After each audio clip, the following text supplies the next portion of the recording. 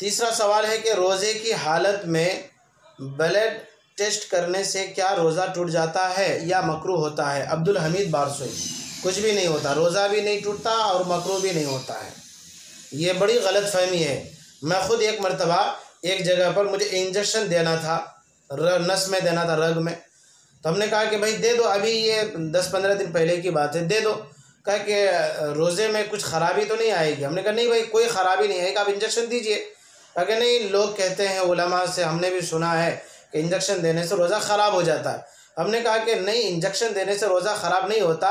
हाँ, अगर इंजेक्शन देने की वजह से अगर खून निकल आए या ब्लड टेस्ट की वजह से खून निकल आए तो उससे वज़ू टूटता है। कहा कि फिर उन्होंने हमसे यही कहा कि ये बात समझ में नहीं आती कि 4 आदमी और 4 आलिम, 4 मौलाना 4 तरह की बात करते हैं।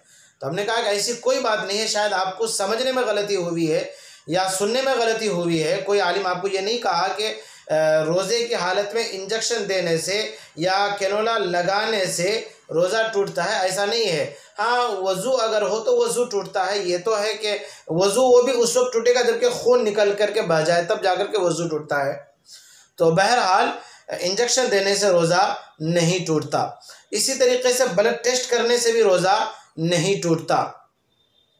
हाँ, अगर हम खून किसी को दे रहे हैं, अतिया कर रहे हैं, तो इतनी मिक़दार में हमने खून निकाल दिया कि जिससे बदन में कमज़ोरी आ गई, तो अब इस कमज़ोरी आने की वजह से रोज़े में कराहत आएगी, ताहम रोज़ा अब भी नहीं टूटेगा। रोज़े की हालत में इंजेक्शन लेने से रोज़ा पर क्या असर होता है? नरगिस, पंचगाछी, सालमारी, कटिहार, बिहार। अभी मैंने बतला दिया, कुछ भी असर नहीं होता रोज़े की हालत में। इसी तरह से कोरोना वैक्सीन के बारे में भी मैंने बताया कि रोज़े में कुछ भी फ़र्क नहीं पड़ता है।